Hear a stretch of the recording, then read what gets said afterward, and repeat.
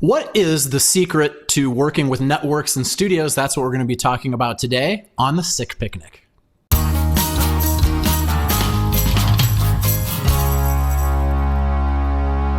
Well, hey there, everybody. I'm Matt Geiler, your host and creative spirit guide here on the Sick Picnic podcast, where we talk with working artists about the ups and downs of the creative life, and we have a ton of fun doing it. I'm super out of my mind with excitement to talk to today's guest.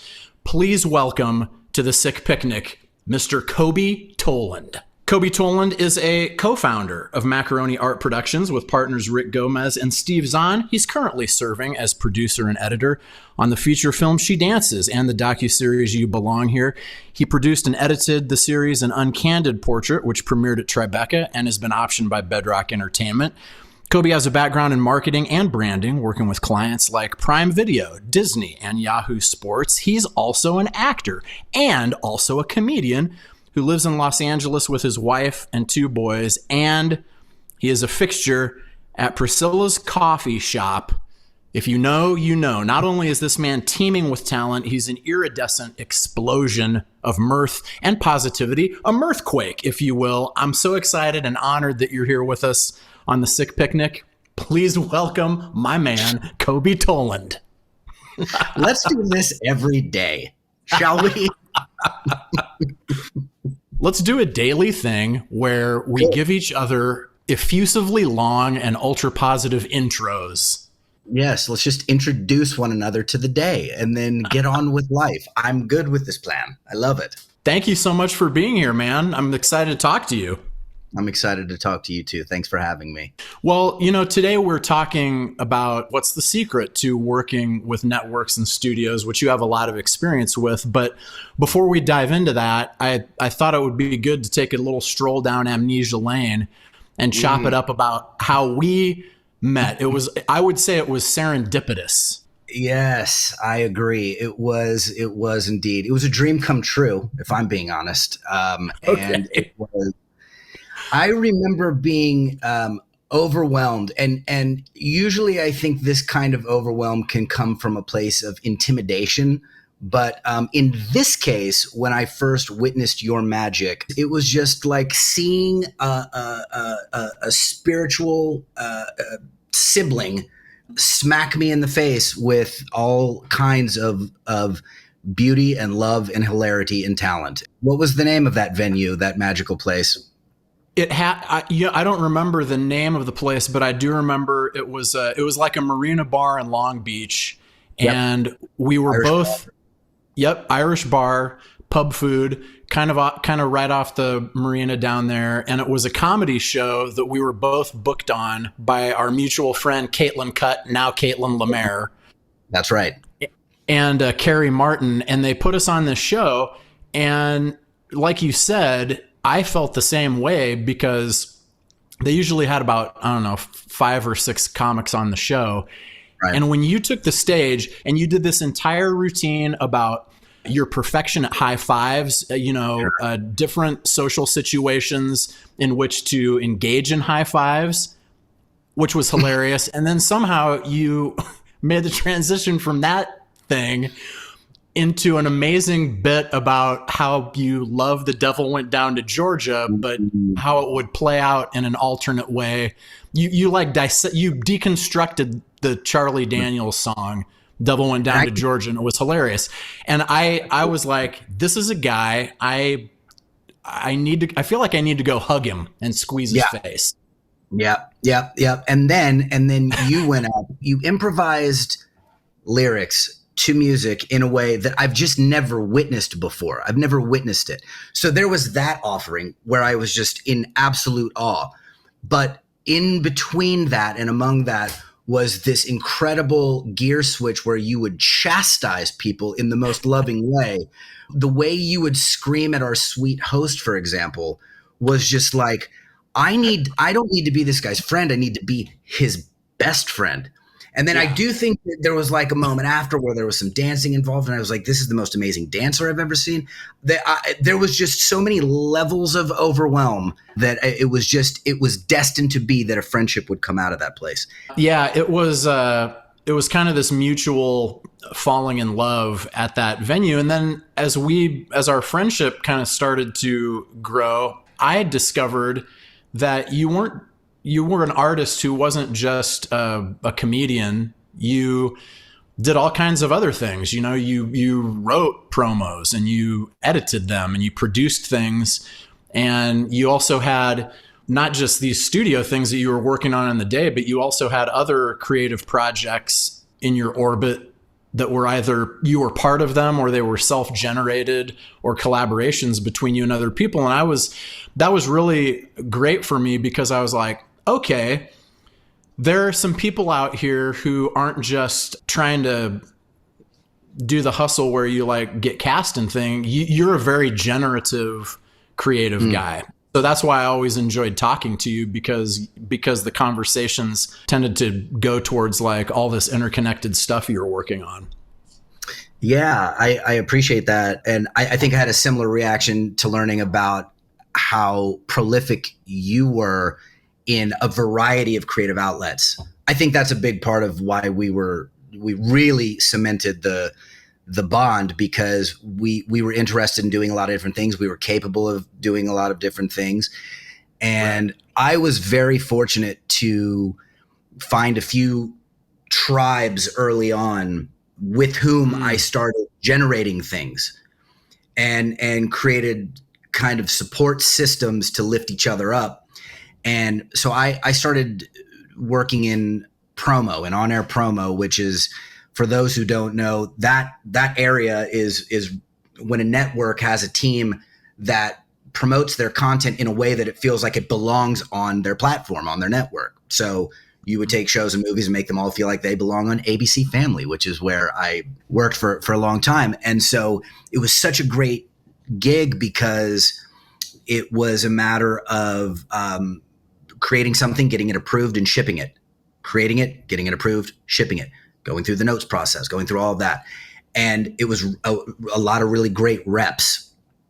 But during that time, I met with some guys who became creative collaborators outside of that job.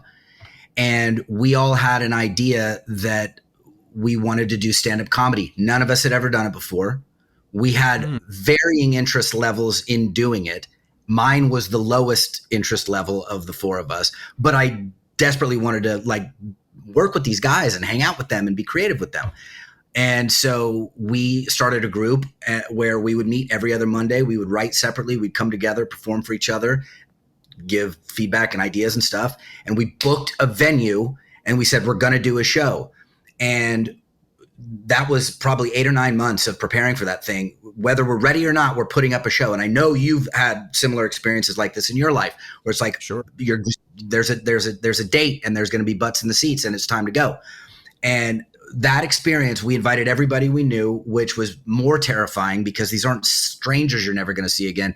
If it tanks, it's going to be something that we get to talk about tomorrow morning with our coworker. That was risky. But that was a night. That was one of a few moments I've had throughout my journey that just felt like my heart cracked open and something changed. And on the other side of doing that first thing, that thus began going down the stand-up road for a while. But it also led to an opportunity to play a small role in a movie starring my now producing partner and dearest friend, Rick Gomez.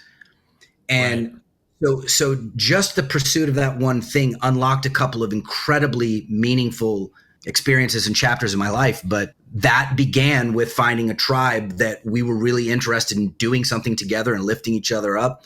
And ultimately that led to connecting with the people that have helped form the thing that I'm doing now that I'm so excited about. So it was, that promo gig was a good one. And it was just good to be among people who were doing a lot of different things. So again, I feel like that's why you and I clicked so early, is because we were up to a lot.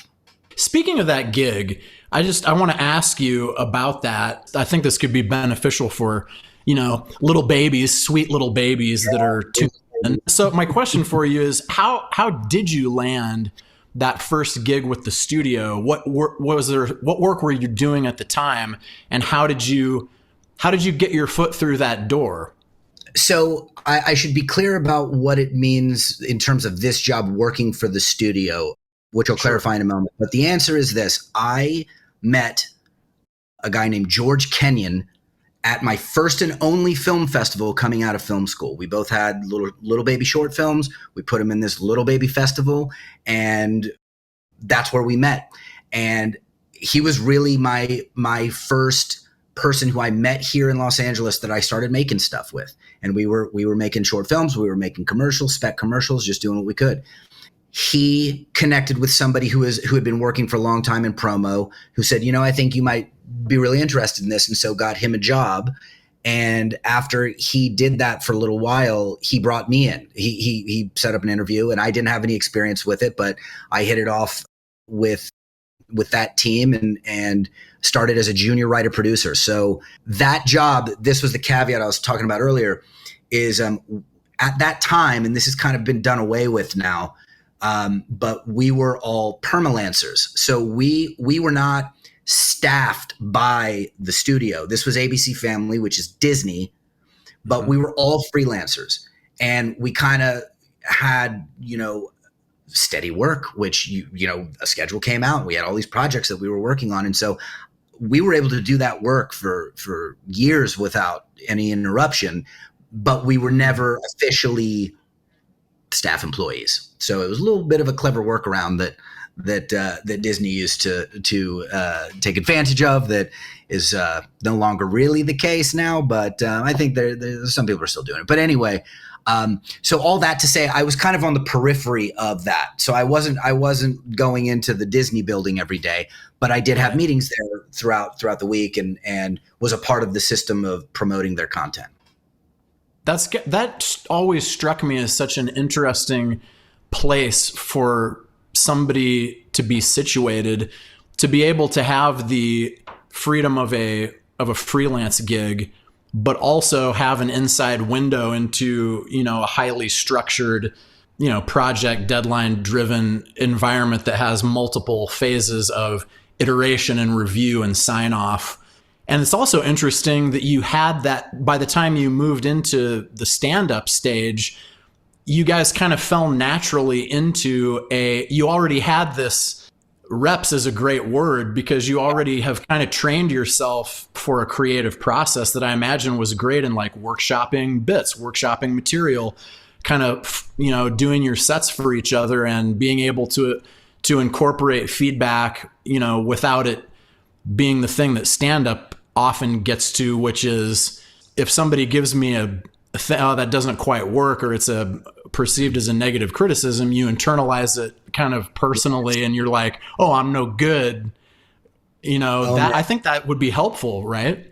This is so. I couldn't agree more. I mean, again, I really do think reps is the word. Whether it's through a gig like that or just generating your own stuff and putting it out, the enormous benefit from that job was having to present work regularly and be subjected to criticism, to go through the process of addressing notes, and through those repetitions, learning to not take anything personally. You want to put yourself in the work, you want to make it clever, and you want to make it, you want to do whatever you can to make it great. Through the process of getting notes, many of which you won't agree with, you've already thought about that, you already have an answer to it. It really is an exercise in not taking it personally.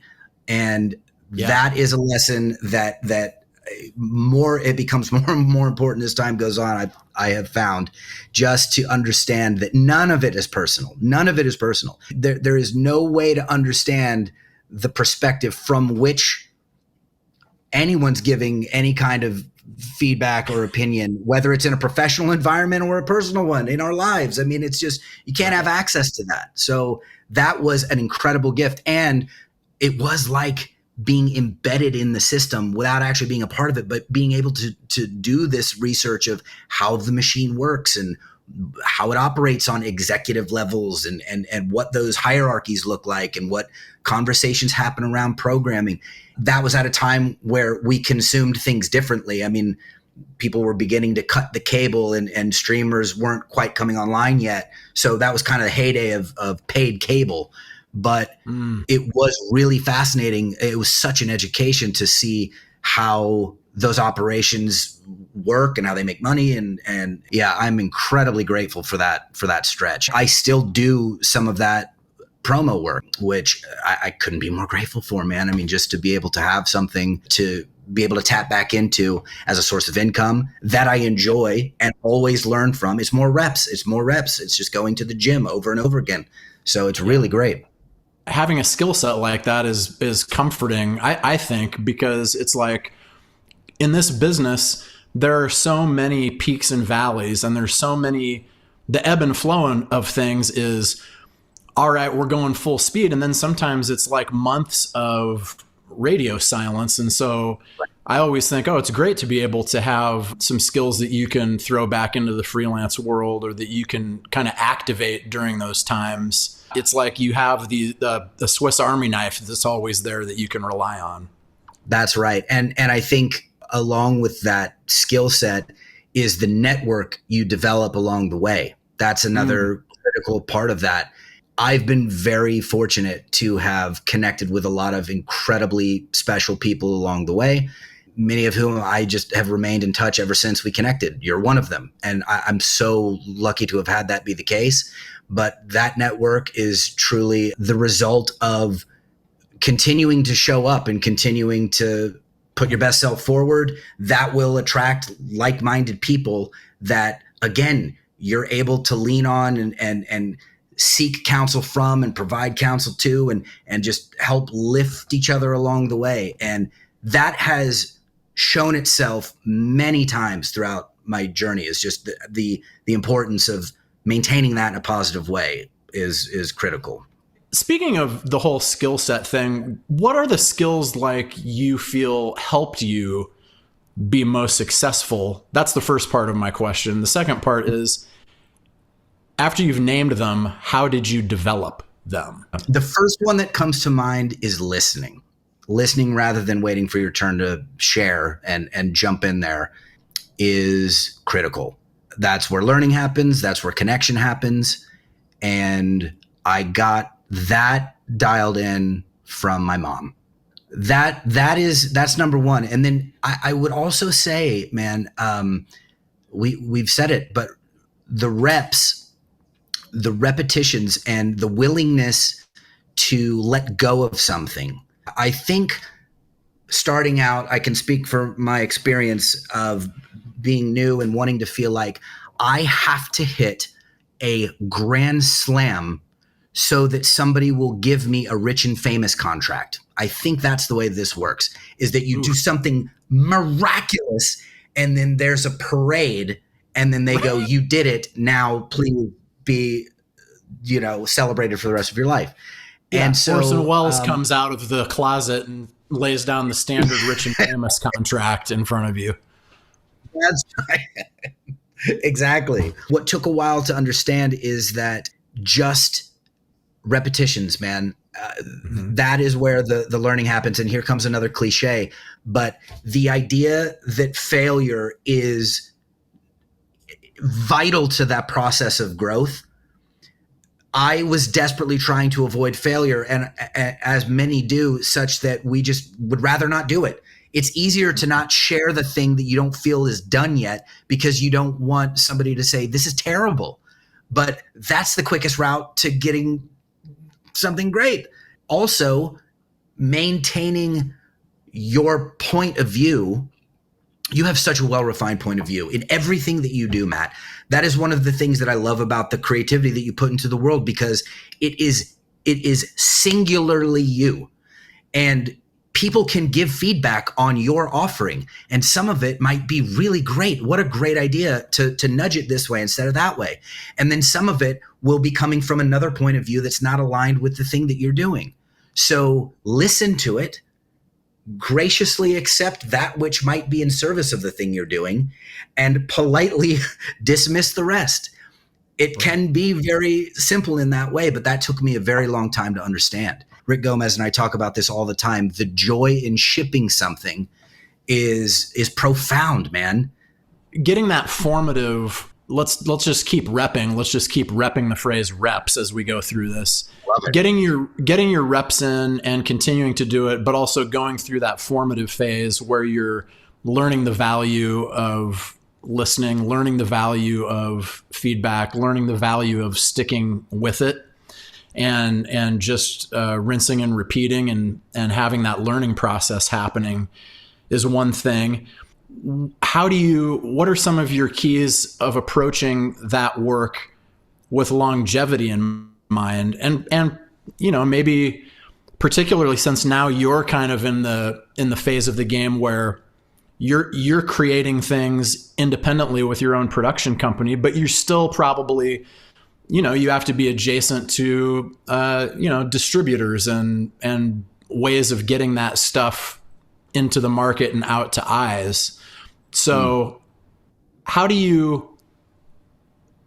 what are some keys to making that go the distance so that you can do the work that you want to do? I am fortunate in that I am surrounded by a lot of people who are a lot smarter than I am. And I think there is a collaborative nature in this racket that makes it such a beautiful thing. Making movies is the most collaborative art form on the planet. And I have just come out of the experience of making one, and I can say that there is magic in the collaboration that can't exist otherwise. Then there's the prospect of getting it out into the world and finding eyeballs. And so I'm kind of holding two thoughts as I consider the question. One being the sustainability personally is finding joy in the present moment of doing the thing, not being consumed by the long road ahead, but finding the joy in the moment and the spot on the road that we're on. As I think back to all the previous phases that have brought me here, I reflect back on all of them with longing. I miss them. And they all came with frustrations and challenges that I'm very glad to be beyond, that's for sure. But there is something about each part of the journey that I deeply long for, which means I'm in one now that I will deeply long for. And so being mindful of that is important, because if there's that mentality as you move along the way, then you're not waiting for this future thing to happen to validate the effort. It's happening. It is happening.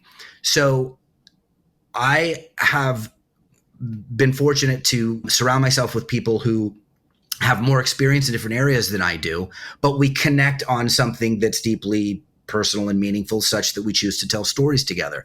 And in doing that, that has attracted other people that we didn't know we needed, that have come into the ecosystem, and they want to run into the forest with us and go on this journey together. I very much believe that the making of the thing is precious and it's beautiful, and the life it lives once it's released, we have no control over. It's truly the case that there is that is up to the gods. That is up to something that cannot be manipulated on our side. There are certainly strategies to give it a leg up. There are certainly people who can help that, whose job it is to do that. And so whether that's finding representation, whether that's finding partners whose job focuses on that part of it, that this again goes back to the network thing.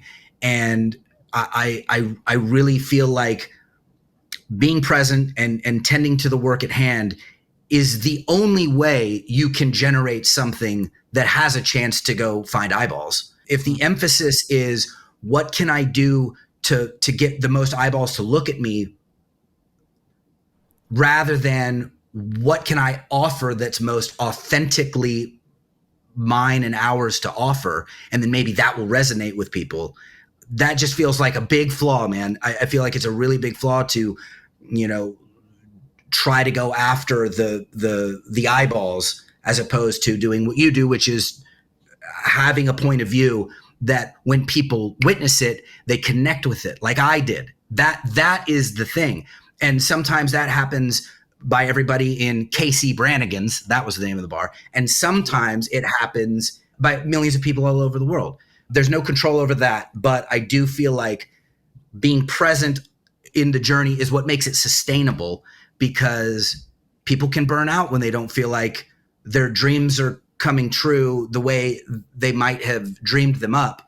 But I think I've come to a point where I've realized that every step along the way has been some version of the realization of the dream.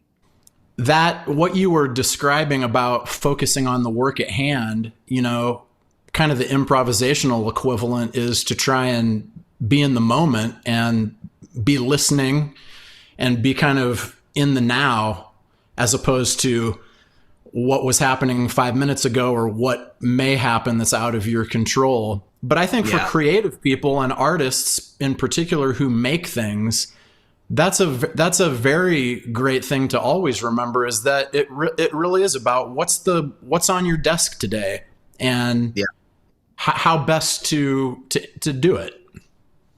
I agree. I love the improv example, which is another skill you have that I've witnessed and had my face melted off. And I think that advice does risk sounding flowy, and I acknowledge that. And there have been some really wonderfully intense creative experiences that I've had that has always been a stabilizer, that notion. So, give it a shot, man. I mean, you've already mentioned all of your collaborative tendencies, but what was the turning point that made you want to start a production company where you said, you know what, the time is right and the people are right, and let's form this entity? If I had to pick a moment, it might be the day I met my dear friend and partner, Rick Gomez, because I had this opportunity to act in this movie with him. Mm-hmm. And I was incredibly nervous and really wanted everybody to like me, and had an incredible time doing that. And that was the first time we met. It was the first time we creatively collaborated together. And that was the first time I felt like I was plugged into something that I was really interested in doing more of. Mm-hmm. That began a road with him where we worked on some other things together, but I offered, I'm also an editor, and I, could finish this project that's been sitting on a hard drive for a while. And so that began the process of making stuff and finishing it and shipping it, and making stuff and finishing it and shipping it. And it just became like, whoa, man, let's do more of that. Like, let's see where else we can deploy this. Look how much fun we're having. And right. That attracted some incredible people into our ecosystem, and his wife and our partner, Jenny Gomez, is instrumental in this operation. And then the gods opened up and gave us a path to Steve Zahn. And Steve Zahn was just the other element. He's just this creative wizard, and he's just such a beautiful human being. And then that operation started making stuff together. And then it was like, well, I mean, we must continue to do this. And it was through reps with that group that we started to take seriously the idea that we could be a little operation that could start telling beautiful, strange, funny, and sad stories. That's what we do. And so we then went to a film festival, and we met with a company called Wavelength Productions, and that led to a first look deal with them, such that we now have a partner who's helping us make some of this stuff. And so I'm speaking to you now after having just made our first feature film, and we're in post on it now. And so that whole thing that has just been exploding with enthusiasm and fulfillment and gratitude and so much fun and a lot of challenges has really, for me, the moment started that day on set with Rick and just witnessing the making of something that I said, I want to do more of that. Now that you're at this phase of the journey, do you have any insights that you feel are important, having trucked in a freelance capacity with a big studio and now owning your own production company and being responsible for the creative, but also some of the logistical stuff? Differences between the two that are significant to you? I would say that it's been a privilege to be able to create opportunities for people to work. And I really feel like we, at any given moment, have the opportunity to present a project or a production that could be the beginning of somebody's journey. And so there's a responsibility with how to maintain that environment, that vibe, that ecosystem, to welcome people in, and to have the experience of doing it be meaningful. Not just the product goes and does whatever, but the experience of making it is meaningful. And having been in the studio environment or the corporate environment, there is a lot of ego. I think we at this moment have all come together at a time where we have a ton of experience and we're babies in this venture. So we're brand new. And so there's a lot of gratitude around that. There's a lot of excitement around that. And ego would destroy it. That would be the fastest way to just eviscerate and lay waste to the whole thing, is that if ego started to come into it. It is truly collaborative. There has to be a leader on any given project to make sure we're all looking in the same direction. But it's not about hierarchy for the sake of power and celebrating that one person above all. It's not. It is a collective. It really bummed me out to hear that there are people who work in freelance work on sets and independent film and things where terms like "we're making magic" or "we're like a family" can be red flags, because that can be code for "we're going to ask you to do something for no money," or it's going to be longer hours. And it's a bummer, because I truly do feel a sense of family and wonder and magic with the crew that we have assembled. And so I'm excited to know that is possible, and feel a responsibility to make sure as a production company that the experience of working together is a positive one, because oftentimes it's not. Oftentimes those gigs can be challenging. We've all got nightmare stories from the gritty, dirty trenches. Yes, we do. But for somebody just starting out on a journey like yours, what advice would you give them? And now that you're where you are, what kinds of things, you mentioned a little bit already, but what kinds of things do you look for in somebody or a group of somebodies that you're going to bring into this, I'm going to call it a cult, that you've created? Yeah. And it's very much a cult.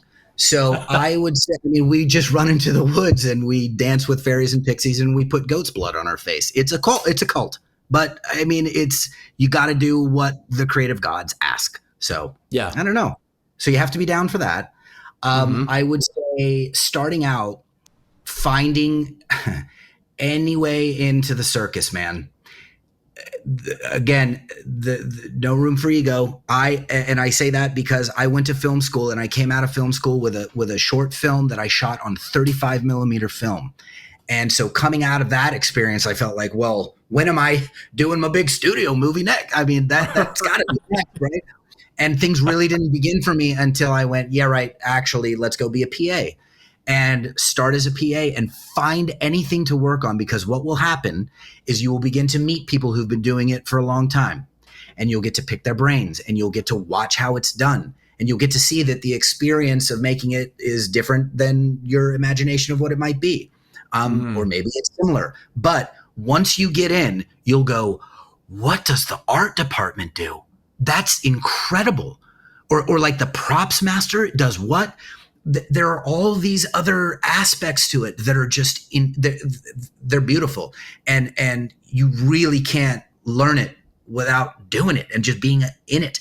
And so having the courage to ask, find something that's going on and just ask if you can help. Be okay with being told no. Go ask again. Go find another one. But I think that persistence and the willingness to just get in. And then what is very much something I think about with who we bring in is you spend a lot of time together and it's intense. And you really do just want to surround yourself with people who are cool, who are there for the right reasons. You want to enjoy your time together. It will be miserable otherwise. People you get along with and connect with. That is a big part of it, because then they call you for the next one. So I would absolutely say that just get into the circus. And looking back, I would love to have done that earlier. And I would have loved to just understand that my point of view is being formed by everything I do, everything I've done up to that point, which makes all of it meaningful. And that point of view is enough. That's enough to go. I spent so much time waiting for other people to tell me it was okay. And it just go, fly. I mean, it really is enough. The life you're living is enough to have something to say about it that might impact somebody who hears it. That's kind of the deal. Listen, the Sick Picnic is usually about giving artists actionable advice and tying it into the creative process. But what you're witnessing right now is something I've had the privilege to witness thousands of times. That is that Coby Toland is not just a creative and not just an artist. He is a reincarnated spirit guide from the ether. I've seen him levitate. I've seen him bring a bird back from the dead. And what you're witnessing here today is him literally handing you the keys to a veritable treasure trove of success in the movie and film and television business. If you follow his lead, not only will the riches that Alibaba would crave be yours, but also probably a split-level home, a car that doesn't break down, and at some point, a spouse who does not long to leave you in his or her wake because of your outsized ego and your preoccupation with yourself. Coby Toland is a national treasure. I'm standing by every word I just said. All right, well, now it's time to spread the picnic blanket out a little bit, so to speak, and get into the nitty-gritty of Coby Toland's creative process. And I just want to start by asking you, as we kind of peel back the curtain, have you always been a creative person, or is your creativity, do you think of it more as a skill that you've developed over time? Or have you always been just a creative ball of energy? I think there are a lot of things I do to approach creative work that started with doing yard work with my dad. I think there are a lot of things that I reflect back and go, oh yeah, I think that's where that started. I definitely had some creative impulses when I was young, and so I've definitely always had that energy, I think. But I think craft is definitely something that has certainly been learned. And I think about, the yard work thing or just working with my dad in the garage. We both share a love of the smell of sawdust. I would also add gasoline and fresh cut grass. And so there was a work ethic, and there was an organization, and there was some stuff that came from that. But I've always enjoyed yucking it up. Where do you and how do you proactively develop your creativity skills? I'll go back to our favorite theme of reps. Reps is definitely where the development and the sharpening take place.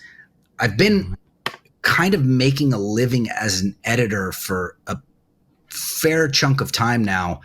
And apart from learning the fundamentals in film school 21 years ago, I've never really been a formally trained editor. So I'm still kind of learning how to do it. But I do feel like the repetitions of making things is where that happens. I think a routine or things that I do lately, I do find that getting up early is a new one for me. I get up before everybody gets up so I can do some creative time at the beginning of the day. That's been a growth spurt for me. That's been an opportunity to feel like I've gotten something accomplished early, and it kind of takes some pressure off of the day and the workload. You haven't been a morning person? I have never been a morning person, not ever. That has been a tremendous amount of work. I got some help by having children. That was a nice way, nudge me towards the earlier part of the day, because that alarm clock never turns off. And I've now started getting up really early in order to be pure and just kind of see what comes and get a work session done. And that's been incredible. I'm so glad that now you're also like me, because I have been getting up so early for so many years. Coby, I used to get up, as you know, 3 a.m. I'm up, then I go and don't go down until 2:45. So 15 minutes of sleep, and then I'm up every morning. But this is how I write in one day: opera, full stage play, followed by 2 screenplay, and then improvisation for 3 hours. Then I do 1 album in the afternoon, 1 album after dinner, record, right? And then 15 minutes of sleep, up again, do it the next day. That's the canon of work I'm creating, Coby. You understand. I do understand. That's my model. I'm working towards it. You remind me of our friend Martin Harris. I think you guys probably would have done some creative work together in the past, because I think he held a similar routine and accent. But I really just cherish how you handle your day. Yes, because Coby, also, you know that it does not involve pants. Okay, so next question is resource-based. What are your Coby Toland creative resources that you can't live without? Everything that I use, I keep in my backpack, in my go bag, because I like to be able to work remotely. So all the work I do, all the editing I do is on my laptop. I have a MacBook Pro. I cut on the laptop.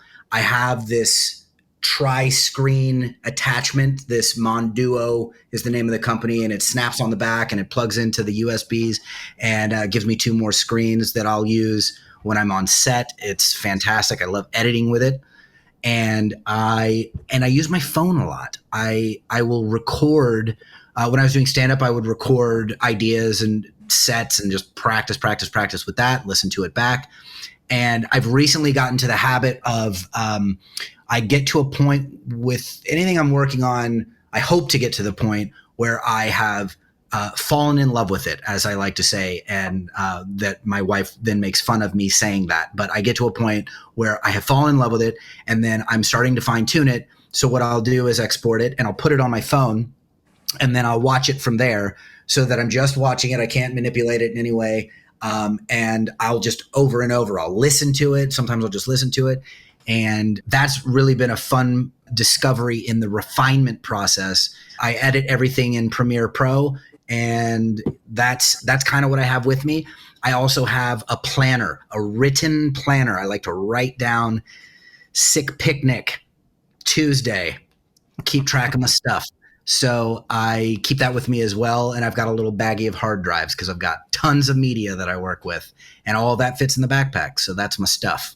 I've watched you roll into a coffee shop or a patio somewhere with nothing but a backpack on and a smile, and then you set that thing down and you unzip it, and it's like Mary Poppins bag where you pull out, it's like you set up a whole studio out of a bag, and I've watched that happen with my own 2 eyes, and it's magic. It's a fun thing to be able to do and just make any space a creative space.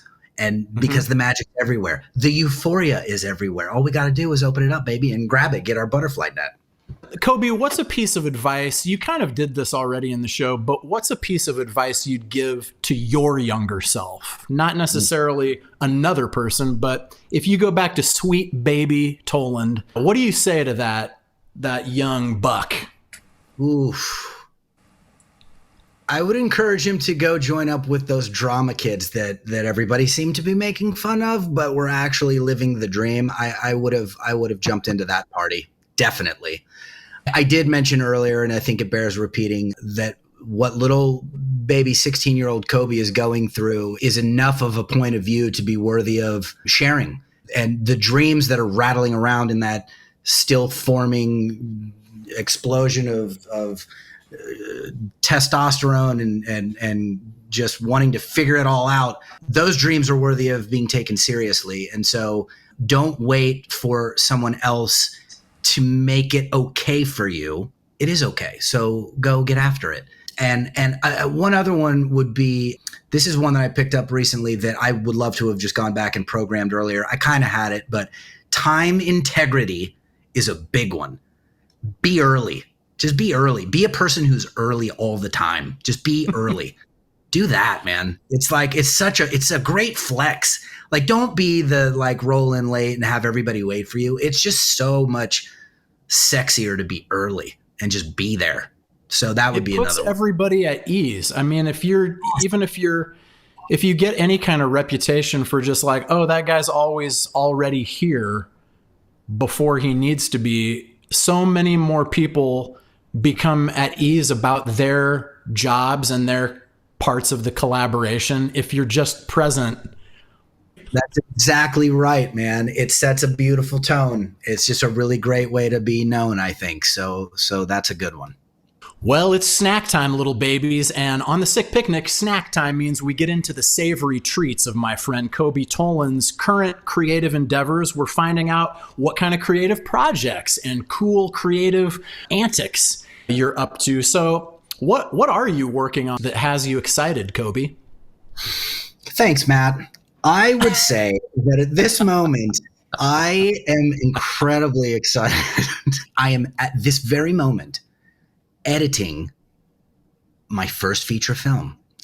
Yes. And this feature film is called She Dances.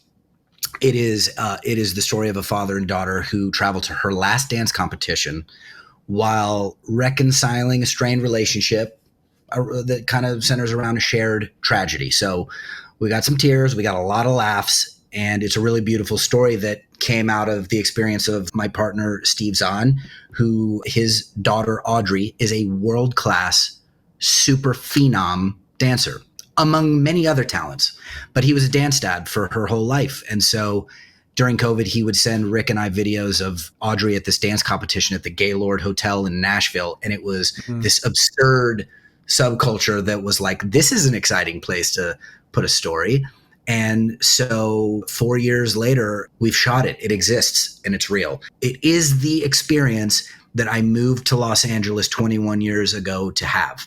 So I am brimming with excitement and satisfaction and gratitude over the opportunity to have done it and be on the other side of it. We're in post now, so we're editing it. I think the plan is to be done in the middle of August, and then we'll see where it goes from there. In the meantime, and alongside that, we have this other incredibly special project going. It is a docuseries called You Belong Here, and that docuseries follows one of the most magical people I've ever had the privilege of meeting. Her name is Chef Ouida Michael, and she is a Kentucky legend and a national treasure. And we are exploring the food culture of Kentucky through her experience and through some incredibly magical people in her world. It has morphed into this really beautiful exploration of humanity. And it's become incredibly meaningful and beautiful and artful.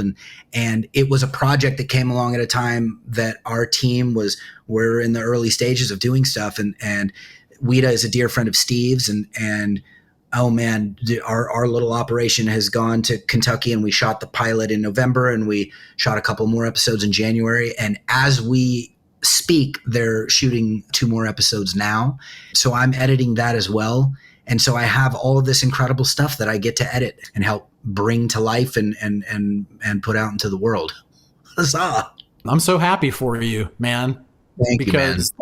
You're a little ball of light. You're shooting to the edge of the galaxy like a ball of pure light. And I'm glad that you're sharing this. And I'm also glad that, maybe a few more people are going to find out about you, because I think you're a phenomenal human being. And if I was to press you on where people watching this or listening might be able to find out more about you, where would they go, Coby Toland? How could they find you?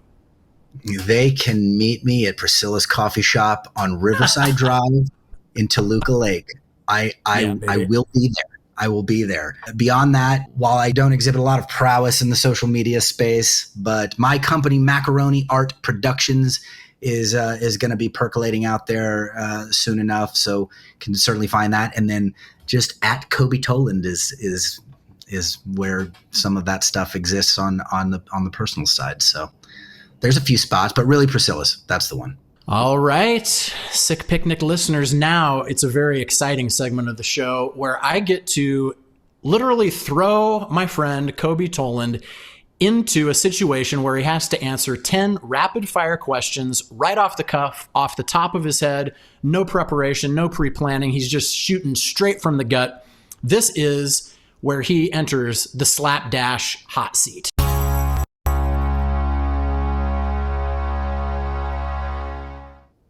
Coby, are you ready to do this? My seatbelt is buckled. Let's do it. You're strapped in? Let's do it. Here we go. Question number 1. What is your favorite type of music? Country music. Is your bed made right now? Yes. What was your first word? Tree.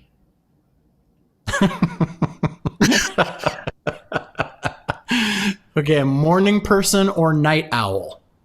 Now a morning person. And what food can you not live without? Pistachios.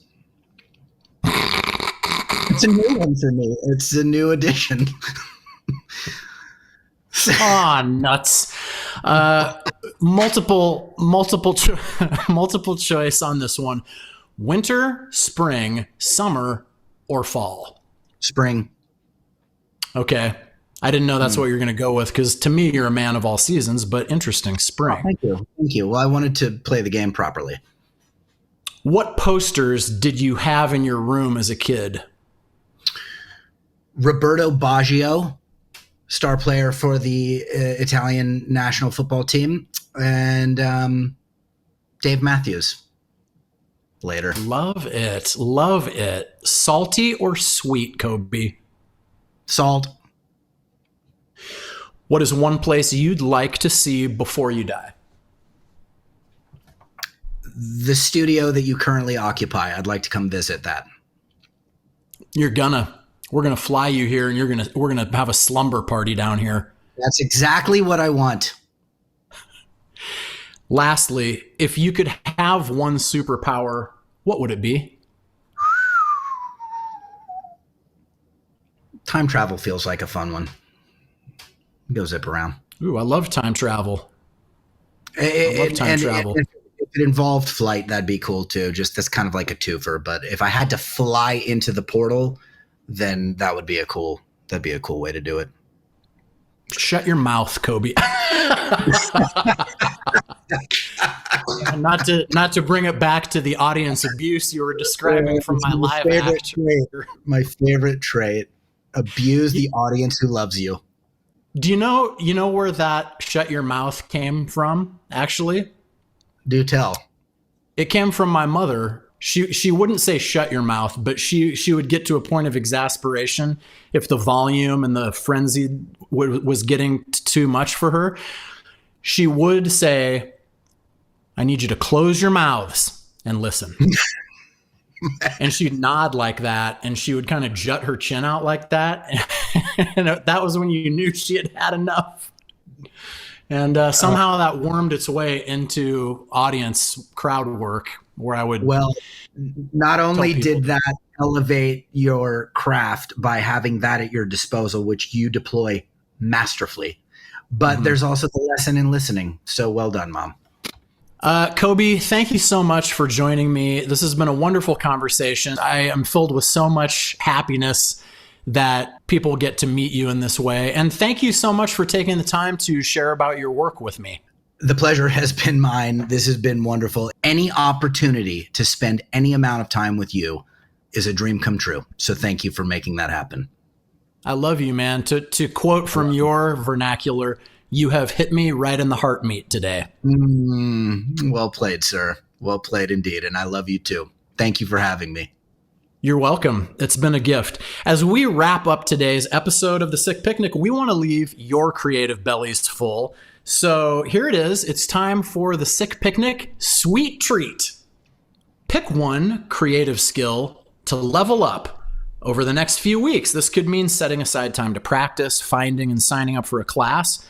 Hey, maybe it's trying out a new technique that's outside your comfort zone. But whatever it is, be sure to post on the Sick Picnic Facebook page and use hashtag #SickPicnicSweetTreat.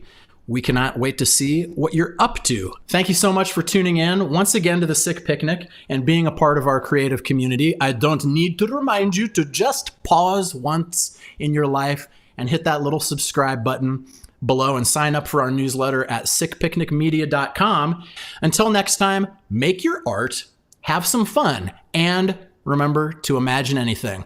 Peace and much love. We'll see you next time.